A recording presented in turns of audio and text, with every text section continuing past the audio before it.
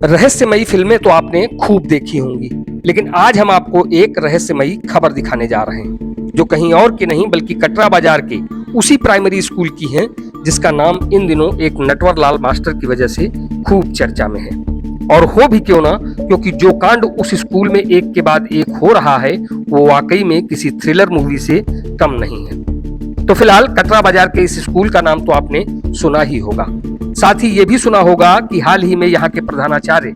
विश्राम सिंह पर mid day meal में घोटाले का एक मुकदमा भी दर्ज हुआ था।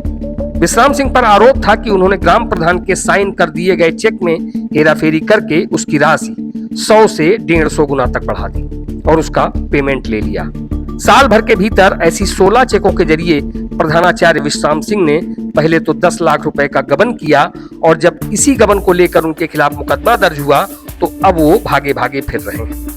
जिसका अभी तक पुलिस कोई पता नहीं लगा पाई है।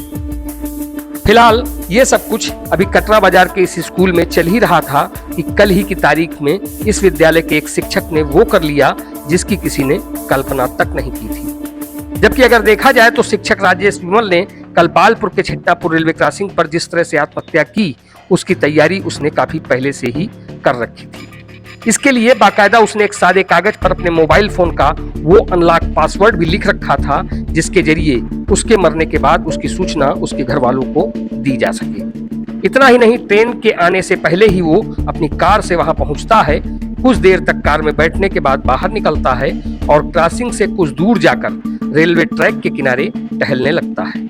इसी बीच ट्रेन जैसे ही वहां से गुजरती है वो ठीक उसके सामने कूदकर अपनी जीवन लीला भी समाप्त कर देता है।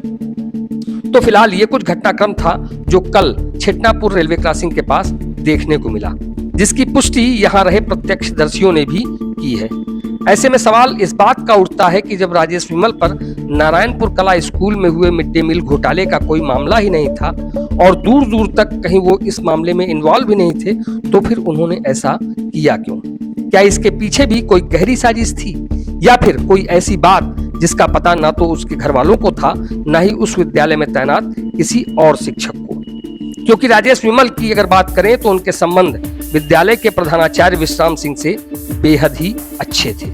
यहाँ तक कि राजेश विमल की प्रशासनिक अधिकारियों से पैठ भी अच्छी हुआ करती थी, जिसका समय समय पर विश्राम सिंह फायदा भी लिया करते थे। ऐसे में आखिर क्या कुछ हो गया कि राजेश विमल को बगैर किसी आरोप प्रत्यारोप अपनी जीवन लीला समाप्त कर लेनी पड़ी? क्योंकि जो मुकदमा हुआ वो हुआ विश्राम सिंह पर। बेसिक शिक्षा विभाग ने गबन के मामले में दोषी पाया तो विश्राम सिंह को, फिर इसका राजेश से क्या लेना देना और उन्होंने ऐसा किया क्यों? ऐसे तमाम सवाल लोगों के जहन में इसलिए भी कौंध रहे हैं क्योंकि मामला धीरे धीरे हाई प्रोफाइल के अलावा रहस्यमयी हो गया है, जिसके पीछे अभी और कितने किरदार हैं इसका पता लगा पाना पुलिस के लिए किसी बड़े टास्क से कम नहीं है। क्योंकि कटरा बाजार के जिस स्कूल में राजेश विमल बतौर शिक्षक तैनात थे, वहां मिड डे मील को लेकर जो घोटाला हुआ उसे लेकर भले ही अभी आईपीसी की धारा 409 में केवल एक ही मुकदमा दर्ज हुआ हो, पर आगे जैसे जैसे इसकी विवेचना अपना असर दिखाएगी वैसे वैसे धाराओं में बढ़ोतरी के साथ ही कई और नामों के खुलकर सामने आने के भी आसार हैं। क्योंकि अभी तो ये शुरुआत है, अभी उस हैंड राइटिंग का भी मिलान होना बाकी है जिसके आधार पर चेकें जारी हुई। क्योंकि बात केवल 14 महीनों में जारी सिर्फ उन 16 चेकों की ही नहीं है जिसकी डिटेल ग्राम प्रधान के पास मौजूद है, बल्कि उन सभी चेकों की है जो ग्राम प्रधान ने अपने अब तक के कार्यकाल में मिड डे मील के लिए काटी। तभी तो जाकर पता चलेगा कि आखिर इस पूरे खेल का मास्टरमाइंड था कौन और क्या राजेश विमल पर भी इसका कोई प्रेशर था जिसकी वजह से उन्हें आत्महत्या तक करनी पड़ी या फिर आत्महत्या का कारण कुछ और था।